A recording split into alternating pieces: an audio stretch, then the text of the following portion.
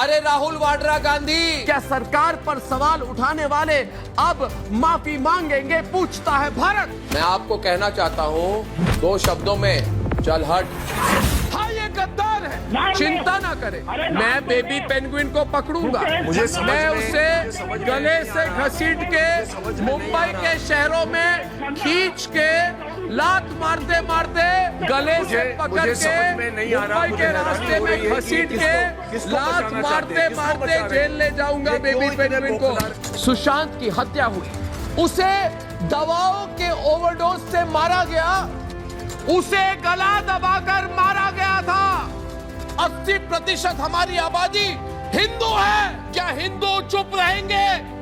और जय श्री राम, जय श्री राम। मैं क्या करूं आज, सारे मेरे दर्शक जितने हैं वो तो नरेंद्र मोदी के साथ है। एक छोटा सा सवाल, अगर कोई इंसान 10 साल तक लगातार गलत करता रहे और 11वें साल एक सही बात बोल दे तो क्या उसका पूरा पिछला रिकॉर्ड अपने आप सही हो जाता है?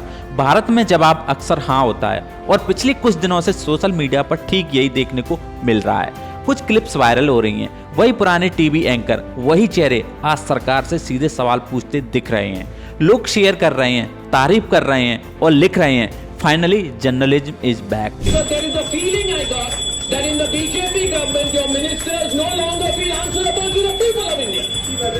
भारत, मोदी सरकार क्या करे, मोदी सरकार क्या करे, मोदी सरकार क्या करे। लेकिन यहीं पर एक अनकंफर्टेबल सवाल खड़ा होता है जिसे कोई पूछना नहीं चाहता। अगर आज ये लोग सवाल पूछ रहे हैं तो इतने सालों तक ये लोग क्या कर रहे थे? क्या ये चुनाव महज एक फॉर्मेलिटी है? हौले हौले हो जाएगा प्यार, अब की बार 400 पार। किसी ने लिखा दिल का भंवर करे पुकार, अब की बार 400 पार। तो सर रफ्तार यही रहेगी तो फिर 29 में फिर 450 पार की बात होगी। प्रधानमंत्री जी, क्या आप सिर्फ 24 की तैयारी करके बैठे हैं या 29 की भी करके बैठे? सर देखिए, ये कितनी बड़ी बात है कि चुनाव समाप्त नहीं हुआ और हम आपके अगले टर्म की बात कर रहे हैं। आपने कहा 2047 तक, तो कह रहे हैं मोदी जी ने बड़ा लंबा प्रोग्राम बना दिया, ये तो कहीं जाने वाली नहीं 47 तक। उत्तर से दक्षिण तक, पूरब से पश्चिम तक एक नैरेटिव है मोदी जी, और ये हमारा एनालिसिस है, वो है नरेंद्र मोदी। मोदी एक नैरेटिव है। मैंने देखा हर जगह आप जिम्मेदारी लेकर खड़े हो जाते हैं कि मोदी के नाम पर वोट देना है। वोट तो सिर्फ मोदी जी को जा रहा है क्योंकि मोदी जी की गारंटी है कि भाई आपके नाम पे ही जीत के आना है। और फिर ये भी लिख दिया कि चटनी के बिना ढोकला बेकार, अब की बार फिर से मोदी सरकार। मोदी जी वो कुछ पाकिस्तान से वीडियोस भी आते हैं, वो कह रहे हैं कि मोदी वहाँ भी प्रधानमंत्री बन जाए। इन नतीजों के बाद राहुल होंगे फरार, अब की बार 400 पार। लोग भी कहते हैं कि अगर सब इतना आसान है तो इतनी मेहनत क्यों कर रहे हैं आप इतना ट्रैवल कर रहे हैं, दिन में 5, 4, 6 रैली, 4-5 रैली कार्यक्रम, कोई इस प्रदेश में तो कोई दूर दूसरे प्रदेश में। आप निरंतर लगे हुए हैं, हर कोई देख रहा है। तो इस सब में आप फिट कैसे रहते हैं? इतनी ऊर्जा आप कहाँ से लेकर आते हैं? प्रधानमंत्री जी, आप इतनी मेहनत करते हैं, इतना काम करते हैं, आप वाकई थकते क्यों नहीं है? पूछता है Bharat, nation wants to know, आप इतने रिलैक्स कैसे रहते हैं? ये कोई नए चेहरे नहीं, ये वही लोग हैं जो सालों तक प्राइम टाइम पर बैठे रहे। ये वही लोग हैं जिन्होंने देश खतरे में है को रोज का कंटेंट बना दिया। ये वही लोग हैं जिन्होंने सवाल पूछने वालों को ही दुश्मन बना दिया। मैं तो जर्नलिज्म के जो बेसिक रूल्स जिसने लिखे हुए हैं मैं उनको नहीं मानता। तो क्या बोला जाता है आप लोग? फैक्ट दिखाइए, तथ्य दिखाइए, राइट? तथ्यों पे फोकस कीजिए। बोला गया आपको तथ्य तथ्य तथ्य तथ्य। मैं कहता हूँ तथ्य तो सबके पास, क्या फर्क पड़ेगा? और एक तथ्य आप बता दे तो क्या फर्क पड़ेगा? आपको क्या चाहिए? आपको चाहिए opinion. I don't believe in anything but opinion based journalism. और आज बस 1-2 वायरल क्लिप देखकर हम मानने को तैयार हैं कि ये लोग बदल गए हैं। You think Doordarshan is going to question the central government? They won't. #save the Aravallis. I'm stepping forward on this. मगर वही शब्द घंटा का प्रयोग आपके मंत्री महोदय ने किया, the BJP, whether they have forgotten the promises that they made. And if any Bollywood producer has the guts, make a film on what happened to. असल में ये मीडिया का जागना नहीं, ये मीडिया के अंदर से टूटना है। अब लड़ाई सरकार से नहीं, अब लड़ाई है आपस में। एक एंकर दूसरे एंकर को बता रहा है तू बिका हुआ है। The 15 crore anchor paid by the government of India cannot ask this question. दूसरा जवाब दे रहा है तू मुझसे पहले बिका था। और जनता को लग रहा है कि कोई ईमानदारी की जंग चल रही है। नहीं, ये पोजीशन, पावर और पैकेज की लड़ाई है। और इसी माहौल में 2 नाम सबसे साफ दिखते हैं, अर्नब और सुधीर। लेकिन आज इस वीडियो में सिर्फ 3 सीधे सवाल हैं। क्या ये एंकर सच में सुधर गए हैं या अपनी रेलेवेंस बचाने का नया खेल चल रहा है?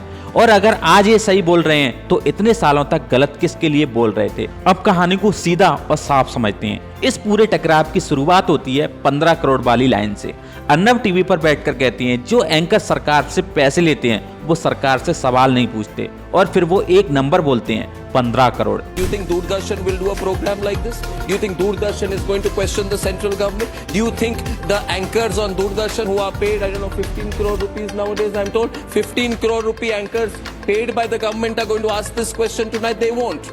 They won't. We will ask the questions tonight, right? Because, you know, I don't expect a 15 crore anchor of the government to ask this question tonight. क्योंकि ये बात कोई बाहर से आया हुआ व्यक्ति नहीं बोल रहा, ये वही आदमी बोल रहा है जो कुछ सालों तक उसी सिस्टम का हिस्सा रहा। और यही पहला अनकंफर्टेबल सवाल पैदा होता है, अगर सिस्टम इतना ही गलत था तो आप इतने सालों तक उसी सिस्टम में आराम से कैसे टिके रहे? अब यहाँ एक जरूरी बात समझनी होगी। टीवी न्यूज की दुनिया में इस वक्त एक बहुत बड़ी रेस चल रही है। किसी को बड़ा पैकेज मिल रहा है, किसी को इंटरनेशनल लेवल का इंटरव्यू मिल गया पुतिन वाला, और अर्नब के हिस्से में क्या आया? जेल, बदनामी और अपमान। बात करने दीजिए। बोला आपके कुछ नहीं बात करने देंगे। मैं भारत की जनता को कह रहा हूँ मेरे जान को खतरा है। इन्होंने कहा कोई लॉयर से बात नहीं होगी, कुछ नहीं होगी। मैं रिक्वेस्ट कर रहा हूँ आप लोगों से, ये मेरे साथ बहुत जुल्म हो रहा है। मेरी पुलिस कस्टडी रिजेक्ट हो चुकी है। ये लोग मुझे देर कराना चाहते हैं, मुझे बाहर नहीं जाने देना चाहते। आप मेरी हालत देख रहे हैं। इन्होंने मुझे घसीटा, सुबह रात को ही इधर जेल में लाने की कोशिश की। और सबसे खतरनाक चीज, धीरे धीरे इनरेलेवेंट हो जाने का डर। यानी ये लड़ाई सच बनाम झूठ की नहीं, ये लड़ाई है कौन ऊपर जा रहा है और कौन पीछे छूट रहा है। अब दूसरी तरफ देखिए, सुधीर चौधरी, उन्हें पैसे पर ताना बिल्कुल पसंद नहीं है और वजह थी साहब, पैसे के चक्कर में वो पहले ही एक बार जेल जा चुके हैं।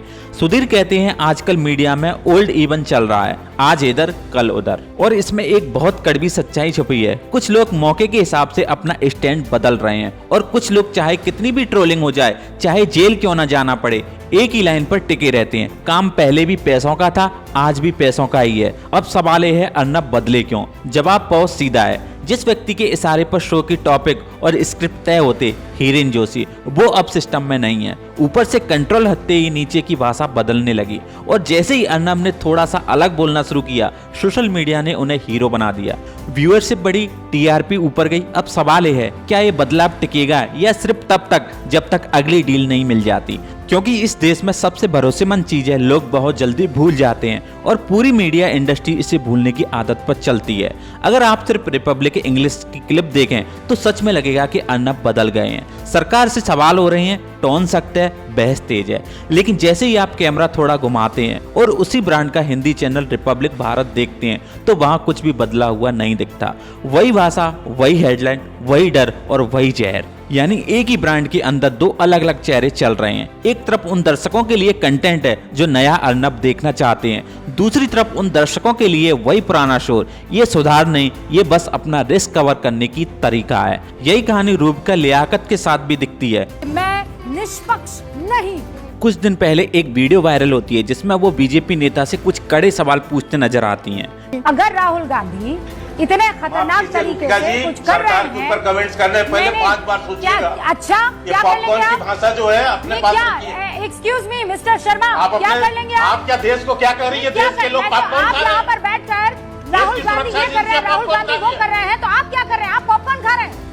आप क्या कर रहे हैं बताइए मुझे। सुन लीजिए, आप क्या कर रहे हैं? लोग सोचने लगे कि शायद ये बदल गई हैं, लेकिन यहाँ तारीफ प्रमोशन नहीं बनती, खतरा बन जाती है। क्योंकि यहाँ सवाल पूछना सेफ नहीं होता, यहाँ सवाल पूछने का मतलब होता है लाइन से बाहर जाना। इसलिए रूबिका तुरंत सफाई देती हैं, लिखकर और खुले तौर पर। वो कहती हैं कि जो लोग यह सोच रहे हैं कि वो बदल गई हैं या सवाल पूछने लगी हैं, वो मूर्ख हैं। वो कहती हैं वो हमेशा से वही हैं और जो क्लिप घूम रही है वो पुरानी है। और ये सिर्फ एक चैनल की कहानी नहीं, एनडीटीवी में एक सीनियर जर्नलिस्ट कैलाश विजयवर्गीय को ऑन एयर उनकी भाषा और उनके लहजे पर टोक देते हैं। उन्हें तमीज से बात करने को कहते हैं। यह वीडियो वायरल हो जाता है और लोग खुश हो जाते हैं। लोग कहते हैं देखो यह होती है असली पत्रकारिता। फोकट नहीं, ये तो मैं तो वहाँ होकर आया हूँ। क्या घंटा हो गया? कैलाश जी बात ठीक से कीजिए, नहीं शब्दों का चयन ठीक रखिए। कैलाश जी आप ढंग से बात नहीं कर रहे हैं। नहीं आप ये क्या शब्द होता है कि घंटा क्या शब्द होता है? आप मैं तो जाऊंगा, लहजा इनको सुधारने कहिए। इतने सीनियर मंत्री घंटा क्या बोलते रहते हैं। और कुछ देर बाद वही वीडियो डिलीट कर दिया जाता है। यही पूरा सिस्टम दिखाई देता है, ऊपर से दबा हुआ, नीचे से डरा हुआ और बीच में वो पत्रकार जिसे हर दिन याद दिलाया जाता है कि एक लाइन है और उस लाइन से पार जाना बहादुरी नहीं बेवकूफ़ी है। इसी वजह से मीडिया के जागने वाले नैरेटिव खोखला लगते हैं, क्योंकि जब तक सिस्टम वही है, वही डर है, इनाम और सजा देने वाले वही लोग हैं, तब तक चेहरा बदल सकते हैं, किरदार बदल सकते हैं, लेकिन खेल बदल नहीं सकता। और आखिर में सवाल वहीं फिर आकर खड़ा हो जाता है, क्या एक सही क्लिप सालों की चुप्पी का हिसाब बराबर कर सकती है? क्या एक सही सवाल 1000 गलती शो का बोझ उतार सकता है? या फिर हम हर बार की तरह फिर भूल जाएंगे? याद रखिए, लोकतंत्र में सबसे जरूरी चीज है सवाल नहीं, याददाश्त होते हैं। क्योंकि जब जनता बोलने लगती है तब सिस्टम मजबूत होता है। अगर आपको लगता है कि मीडिया से पहले हमें खुद बदलने की जरूरत है तो वीडियो को लाइक करें, शेयर करें और कमेंट में बताएं क्या आप सोचते हैं। और अगर आप चाहते हैं कि ऐसी सीधी फैक्ट बेस्ड और अनकंफर्टेबल बातें होती रहें तो हमारे चैनल फैक्ट टू फोकस को सब्सक्राइब करना मत भूलिएगा। मिलते हैं आपसे अगली वीडियो में, तब तक के लिए जय हिंद।